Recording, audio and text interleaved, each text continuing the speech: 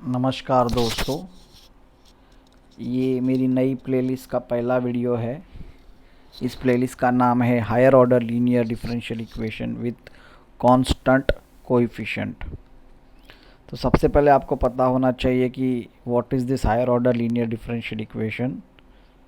सो chapter का नाम है हायर ऑर्डर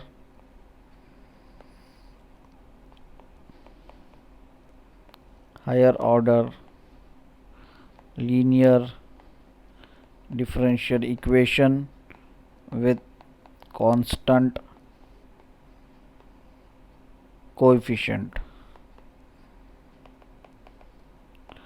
हायर ऑर्डर इस वर्ड का मीनिंग है कि एक से बड़ी ऑर्डर के डेरिवेटिव्स के टर्म होंगे, एक से बड़ी ऑर्डर की डेरिवेटिव होंगे डिपेंडेंट वेरिएबल की with respect to independent variable equation में।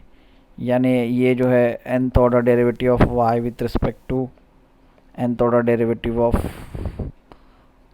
y with respect to x। So plus then after that हम लोग के पास हो सकता है n-1 order derivative of this y with respect to x। तो मैं मेरे डिफरेंशियल इक्वेशन में y डिपेंडेंट ले रहा हूँ और x इंडिपेंडेंट ले रहा हूँ। ऐसे करेंगे तो हम लोग के पास पहली ऑर्डर की डेरिवेटिव होगी y की विथ रिस्पेक्ट टू x और हम लोग का y होगा और यहाँ पे राइट हैंड साइड में कुछ टर्म होगा। So this is a right hand side function you see. तो यहाँ पे हर एक टर्म में जो डेरिवेटिव है ये डिपेंडेंट वेरिएबल y की with respect to independent variable x है, तो फर्स्ट ऑर्डर से बड़ी ऑर्डर के डेरिवेटिव टर्म भी प्रेजेंट है यहाँ पे, इसीलिए इसे कहते हैं higher order. Now linear differential equation का मतलब क्या है कि मतलब पूरे इक्वेशन में सारे टर्म्स की जो पावर होगी वो 1 होगी और आप कह सकते हैं कि degree of the equation is 1। सारे जो ये टर्म्स है इन सब की पावर 1 होगी, इसकी पावर 1, इसकी पावर 1, इसकी पावर 1, सब की पावर 1 होगी, इसीलिए इसको लीनियर कहेंगे। और जो कोएफिशिएंट्स है कांस्टेंट है यहाँ, यानी यहाँ के जो कोएफिशिएंट्स है, तो ये पहला वाला कोएफिशिएंट जो कि nth कोएफिशिएंट है तो ए एन कांस्टेंट होगा, ये an-1 ये कांस्टेंट होगा, ये यहाँ पे फर्स्ट ऑर्डर डेरिवेटिव है इसलिए इसको a1 कहेंगे, ये a0 कहेंगे। तो ये हो गया हमारा higher order linear differential equation with constant coefficient. अगर आपको इसको ढंग से लिखना है तो ये आप इस तरह से लिख सकते हैं, plus an-1 times n-1 order derivative of y with respect to x plus a1, so first order derivative of y with respect to x plus no order derivative, that's why just y and right hand side. So this is higher order linear differential equation with constant coefficient। तो इसका solution कैसे निकालना है, इसकी process देखनी है। तो सबसे पहला स्टेप जो है वो स्टेप है take y common from each term, take y common from each term यहाँ से। तो देखेंगे यहाँ पे देखो पहले वाले टर्म में y है, दूसरे वाले टर्म में y है, तीसरे वाले टर्म, ये ऐसे करेंगे तो सारे टर्म्स में y है। इस term from left hand side, तो हम लोग लेफ्ट हैंड साइड से ये कॉमन लेंगे तो ये बचेगा an nth order derivative x raise to n, common लिया y को हमने, an-1 n-1 order derivative with respect to x, common लिया y को हमने। ऐसे करेंगे a1 d by D X, Y को कॉमन लिया हमने, प्लस ये a0 y को कॉमन लिया हमने। तो ये y को कॉमन लिया, अभी हमको ये y को कॉमन लेके यहाँ पे लिखना है, तो लिखेंगे हम लोग, और राइट हैंड साइड में जो भी होगा वो एज इट इज़ होगा। इसके बाद में क्या होगा, इसके बाद में आपको यहाँ पे पुट करना है और लेट करना है d बाई जो dx है, d बाई डी एक्स, उसके जगह पे आपको लिखना है d। तो हम पुट करेंगे या लेट करेंगे, d बाई डी एक्स की जगह पे आपको d लिखना है। अगर हम d बाई डी एक्स की जगह पे d लिख रहे हैं तो इसमें D square D x square भी होगा, बिकॉज इससे आगे भी टर्म्स है। तो उसके बारे में क्या लिखेंगे, डी स्क्वायर यानी यहाँ ये होगा d इंटू डी, और डी एक्स स्क्वायर यानी ये होगा डी एक्स, अब डी एक्स 2 बार, तो ये बनेगा डी इंटू डी यानी ये होगा डी स्क्वायर। तो ऐसे अगर आप इंडक्टिवली करेंगे आप लोग, तो आपको पता चल रहा है कि nth order derivative with respect to x वो जो बनेगा डी रेज़ टू n होगा। तो ये जो यहाँ का इक्वेशन है, इसके अंदर अगर हम ये सब्स्टिट्यूट करेंगे सारी चीज़ें, तो ये दिखेगा, ये पहला वाला टर्म दिखेगा an, और उसके बाजू में होगा d to the power n, दूसरा वाला टर्म होगा an माइनस 1, ये टर्म होगा d raise to n minus 1, प्लस ऐसे करके हम लोग पहुँचेंगे a1 d, और यहाँ पे कोई भी ऑर्डर डेरिवेटिव इसलिए a0 y is equal to R X. ये जो मेरा higher order linear differential equation with constant coefficient है, ये इस तरह का दिखेगा। तो अभी अगर आप ये ध्यान से देखेंगे तो ये जो है, ये वाला टर्म, ये आपको लग रहा है पॉलिनोमियल इन डी और फंक्शन इन डी, ये आपको लग रहा है पॉलिनोमियल इन डी, और आप लोग कह सकते हैं फंक्शन इन डी। तो हम लोग क्या करेंगे, इसको बोलेंगे एफ ऑफ डी बोलेंगे। ये जो है ये फंक्शन है, पॉलिनोमियल है, तो इसको हम बोलेंगे एफ ऑफ डी, और उसके बाजू में जो है ये y है और राइट हैंड साइड में आर एक्स है। तो ये हो गया आपका अभी higher order linear differential equation, higher order linear differential equation with constant coefficient.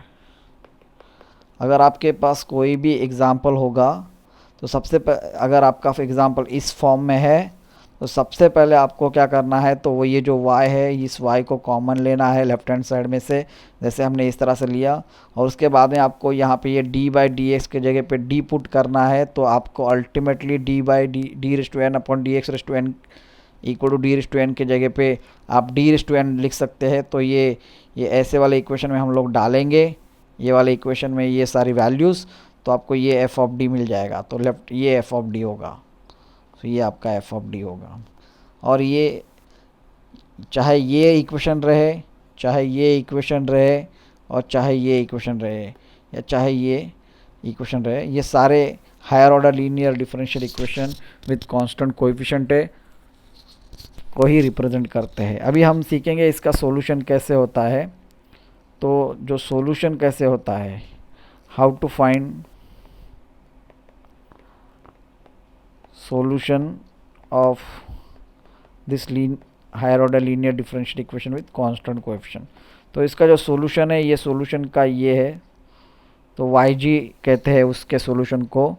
yg मतलब जनरल सॉल्यूशन, और वो होता है yc यानी कॉम्प्लीमेंट्री सॉल्यूशन, प्लस yp यानी पर्टिकुलर सॉल्यूशन। तो यहाँ पे मैं अभी लिख रहा हूँ अच्छे से कि yg मतलब क्या होता है।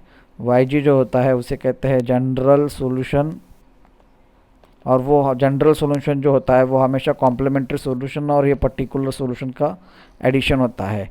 और yc जो होता है वो होता है कॉम्प्लीमेंट्री सॉल्यूशन, और जो yp होता है उसे कहते हैं पर्टिकुलर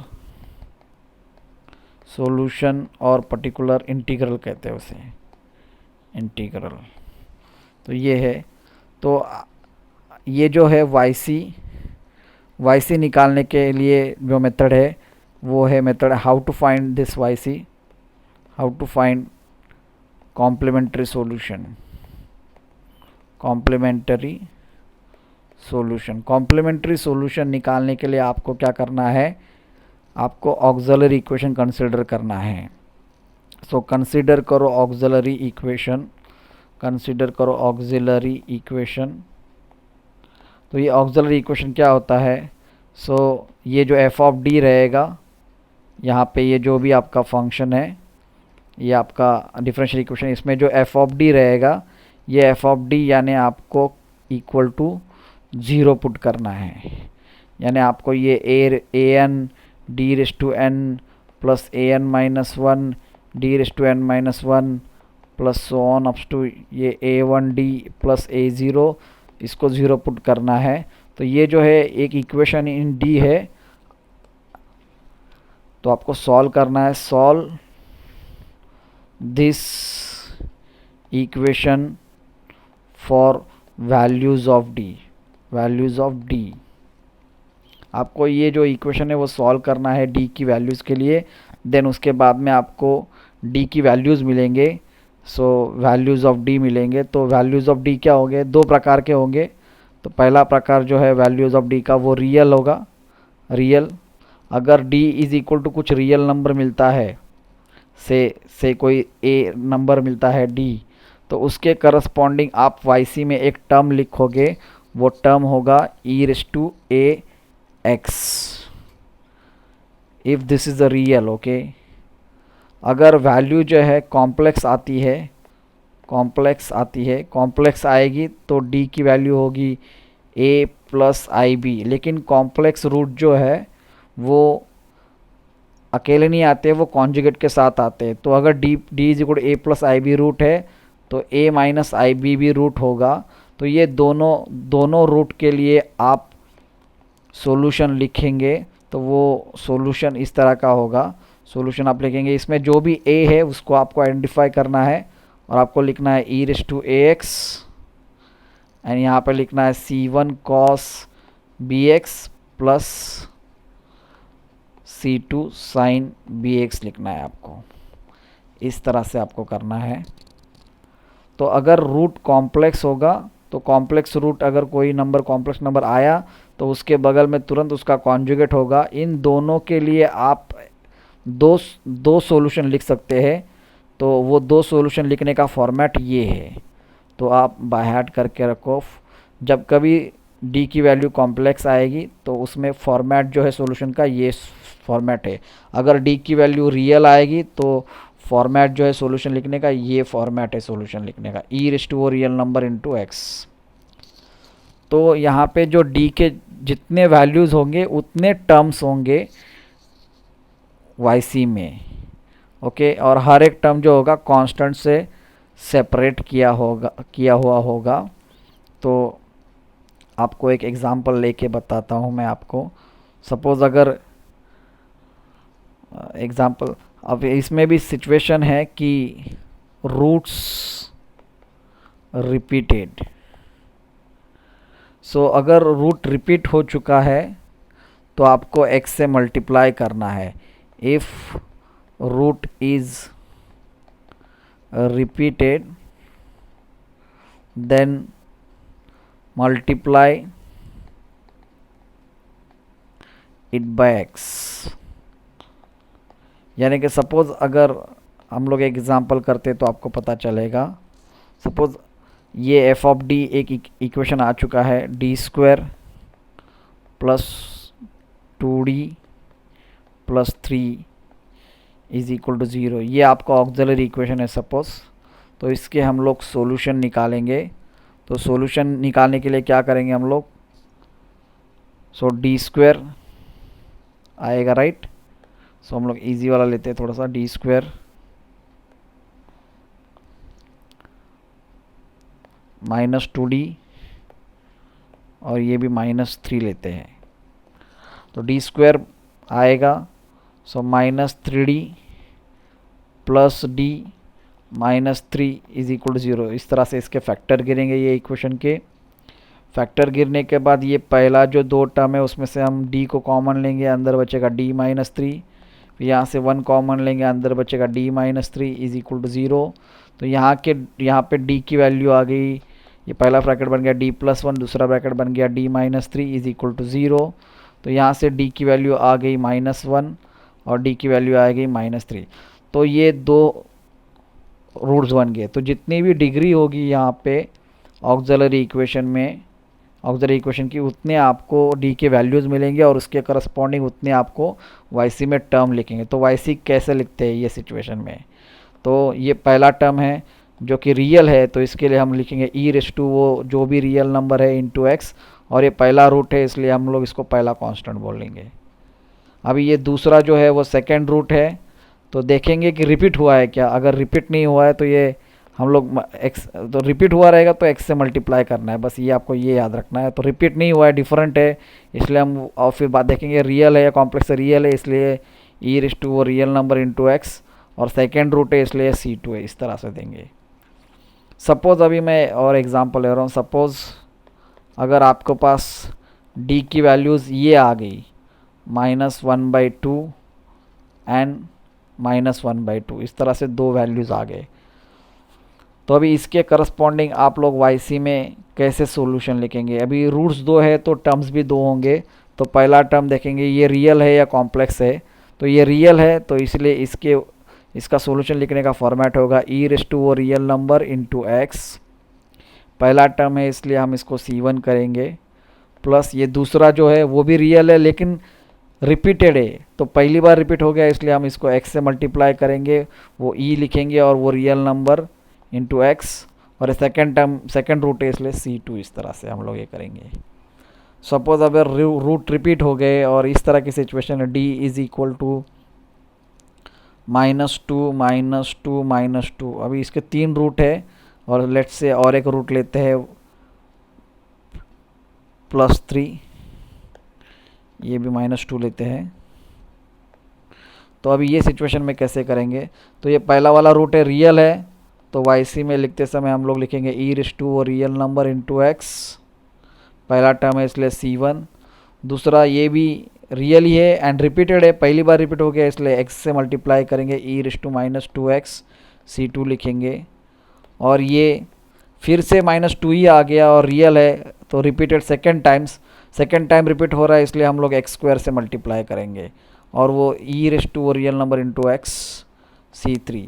अगर थर्ड टाइम रिपीट हो गया तो x³ से मल्टीप्लाई करना है, फोर्थ टाइम रिपीट हो गया तो x⁴ से मल्टीप्लाई करना है आपको, ओके, कांस्टेंट को सॉल्व लिखना है।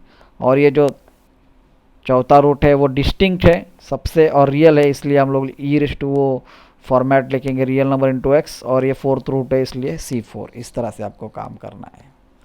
तो ये हो गया जब रियल होते हैं डी की वैल्यूज़ तो किस तरह से YC में टर्म लिखे जाते हैं। अभी आगे देखते हैं कि कॉम्प्लेक्स आएंगे डी की वैल्यू तो किस तरह से करेंगे। सपोज कॉम्प्लेक्स आ गया 2 + 3i आ गया, ये रूट आ गया, तो उसके बगल में तुरंत 2 - 3i भी कहीं तो रूट होगा, तो उन दोनों के बदले अभी ये दो रूट है तो दो सॉल्यूशन होंगे, दो टर्म ऐसे आपको दिखेंगे, तो वो दो टर्म कैसे लिखने हैं आपको। तो फॉर्मेट है मैंने बताया, अगर a + ib रूट है तो उसी के बगल में a - ib रूट होगा, और इन दोनों के बदले फॉर्मेट लिखना है e⁴ c1 cos bx + c2 sin bx, ये फॉर्मेट आपको लिखना है।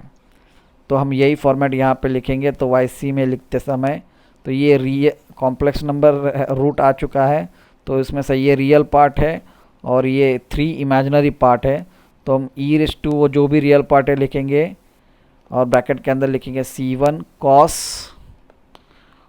इमेजिनरी पार्ट जो भी 3x + C2 sin imaginary part जो भी 3x, इस तरह से हम लोग सॉल्यूशन लिखेंगे, ओके। YC में सपोज अगर रिपीट हो चुका है रूट्स, सो से रिपीट का सिचुएशन देखते हैं।